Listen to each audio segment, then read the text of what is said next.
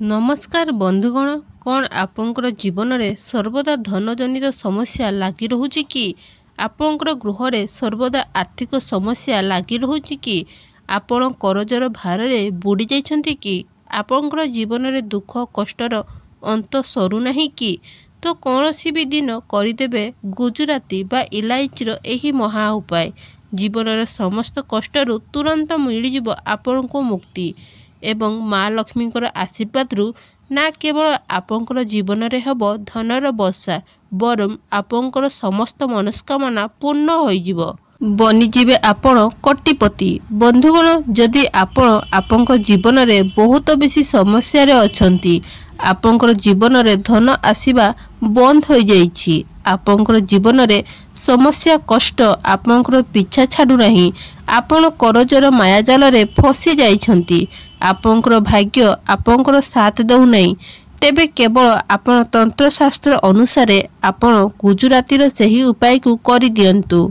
जहा विषय रे आज आमे एही वीडियो रे आमे आपण को बतैबा को जाउछु एवं गुजरातीर एही उपाय को करिला परे ना केवल आपण को आपंकर जन्म जन्मांतर गरीबरू मुक्ति मिल जिवो बरन ख्यात माता लक्ष्मींकर आशीर्वाद आपण को प्राप्त होई जिवो, जहा द्वारा आपंकर जीवन रे धन आसीबा आरंभ होई जिवो, धन आसीबार समस्त रास्ता खोली जिवो।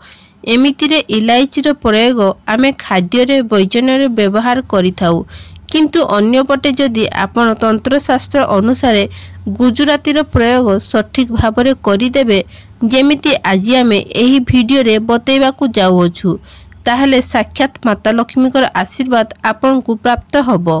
तेबे आसंतु जानिबा इलायची को प्रयोग करिबा बा गुजराती को प्रयोग करी आपण किपरि धनवान बनि पारिबे। ता पूर्वरु जदि आपण माने भी माँ लक्ष्मीकर भक्ति करंती बा विश्वास करंती तेबे वीडियो को गोटे लाइक निहाती करिवे, कमेंट बॉक्स रे जय माँ लक्ष्मी अवश्य लिखिबे एवं आम चैनल को निहाती सब्सक्राइब करि नियंतु। बंधुगण, गुजराती को शुक्र ग्रहर कारक मना जाइथाए।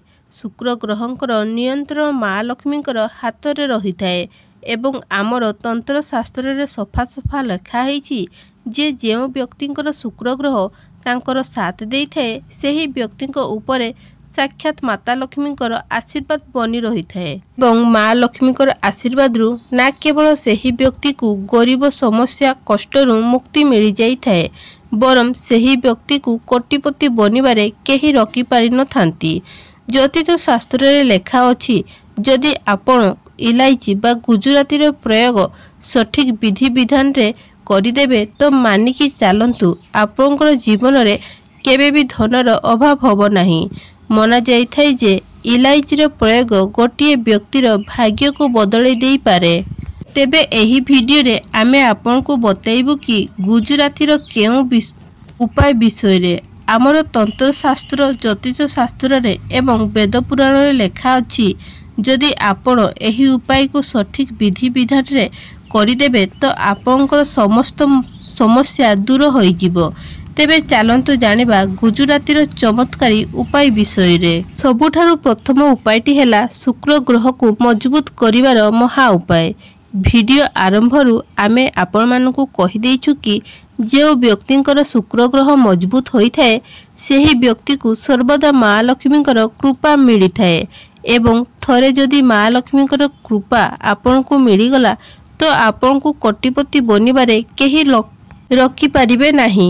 आपणकर जीवन रे केबे भी धनर अभाव होबो नाही।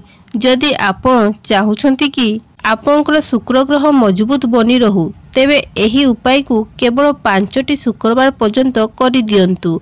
देखिबे 5टी शुक्रवार परे आपणकर शुक्र ग्रह मजबूत बनी जिवो।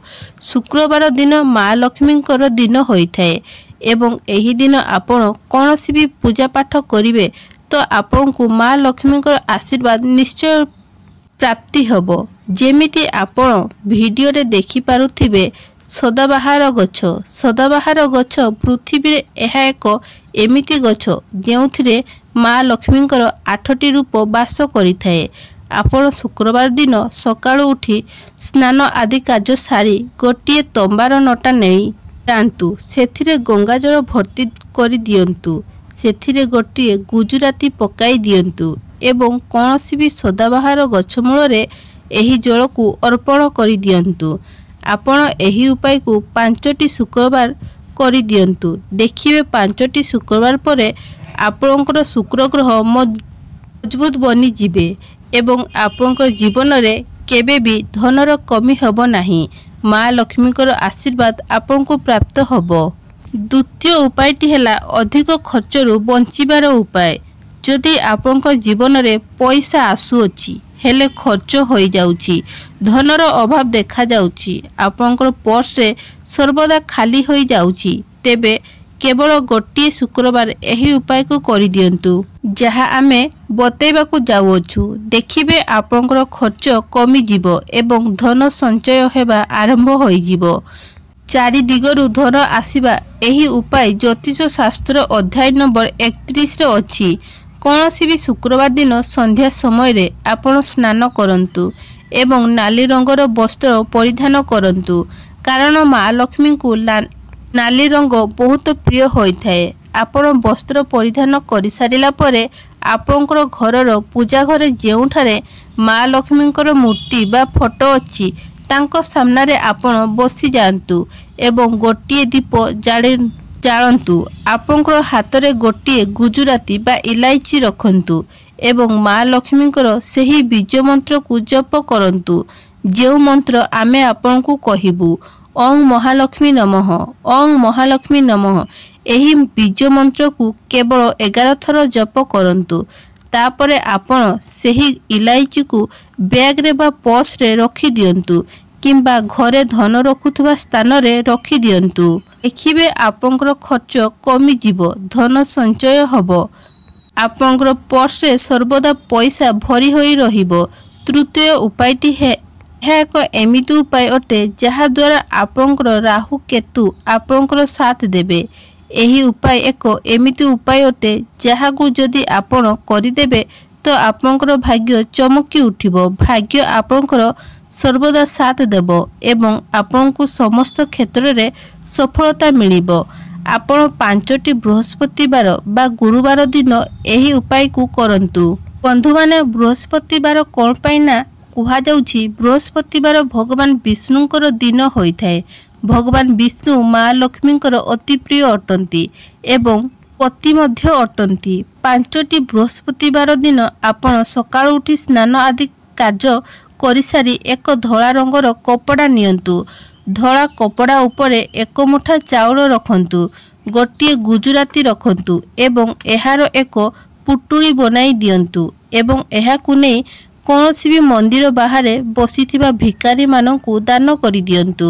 5ଟି ବୃହସ୍ପତିବାର ଦିନ ଯଦି ଆପଣ ଏହି ଉପାୟକୁ କରିଦେବେ ତ ଆପଣଙ୍କର ରାହୁକେତୁ ସର୍ବଦା ଆପଣଙ୍କର ସାଥ ଦେବେ, ଆପଣଙ୍କୁ ସମସ୍ତ କ୍ଷେତ୍ରରେ ସଫଳତା ମିଳିବ, ଭାଗ୍ୟ ଆପଣଙ୍କର ସାଥ ଦେବା ଆରମ୍ଭ କରିଦେବ। ଯଦି ଆପଣ ଚାହୁଁଛନ୍ତି ଭଗବାନ ବିଷ୍ଣୁ ଏବଂ ମା ଲକ୍ଷ୍ମୀଙ୍କର କୃପା ସର୍ବଦା ଆପଣଙ୍କ ଉପରେ ଏବଂ ଆପଣଙ୍କର ପରିବାର ଉପରେ ସର୍ବଦା ବନି ରହୁ, ଭଗବାନ ବିଷ୍ଣୁଙ୍କର କୃପାରୁ ସର୍ବଦା ଆପଣଙ୍କ ଘର ଉନ୍ନତି ହେଉ, ମା ଲକ୍ଷ୍ମୀଙ୍କ କୃପାରୁ ଆପଣଙ୍କ ଘରକୁ ସର୍ବଦା ଧନର ଆଗମନ ହେଉ, ତ ଏହି ଉପାୟକୁ ଆପଣ ପ୍ରତ୍ୟେକ ଶୁକ୍ରବାର ଦିନ କରନ୍ତୁ ଯାହା ଆମେ କହିବାକୁ ଯାଉଅଛୁ। ପ୍ରତ୍ୟେକ ଶୁକ୍ରବାରକୁ ସକାଳୁ ସନ୍ଧ୍ୟା ଭିତରେ ଘରେ 12ଟି ରୁଟି ବନାନ୍ତୁ। ପ୍ରତ୍ୟେକ ରୁଟି ଉପରେ ଗୋଟିଏ ଗୋଟିଏ ଗୁଜୁରାତି ରଖନ୍ତୁ ଏବଂ କୌଣସି ବି ଗାଈକୁ ଖୁଆଇ ଦିଅନ୍ତୁ। ଗାଈକୁ କ'ଣ ପାଇଁ ନା ଗାଈ ମଧ୍ୟରେ 33 କୋଟି ଦେବୀ ଦେବତା ବାସ କରିଥାନ୍ତି। ଗାଈର ଶିଙ୍ଗ ମଧ୍ୟରେ ଭଗବାନ ଶିବଶଙ୍କର ବାସ କରିଥାନ୍ତି। ଭଗବାନ ଶ୍ରୀକୃଷ୍ଣ ଗୋ ସେବକ। ଯଦି ଆପଣ ପ୍ରତ୍ୟେକ ଶୁକ୍ରବାରକୁ ଏହି ଉପାୟକୁ କରିଦେବେ ତ ଆପଣଙ୍କର ଉନ୍ନତି ହେବା ସହିତ ଆପଣଙ୍କର ଘର ପରିବାରର ଉନ୍ନତି ହେବ। ତେବେ ଯଦି ଆପଣଙ୍କୁ ଏହି ଭିଡ଼ିଓଟି ଭଲ ଲାଗିଥାଏ ତେବେ ଭିଡ଼ିଓକୁ ଗୋଟେ ଲାଇକ୍ କରି ଆମ ଚ୍ୟାନେଲଟିକୁ ନିହାତି ସବସ୍କ୍ରାଇବ୍ କରିନେବେ ଏବଂ ପାଖରେ ଥିବା କମେଣ୍ଟ ବକ୍ସ ତଳେ ଜୟ ମା ଲକ୍ଷ୍ମୀ, ଜୟ ଶ୍ରୀ ବିଷ୍ଣୁ ଅବଶ୍ୟ ଲେଖନ୍ତୁ। ଧନ୍ୟବାଦ।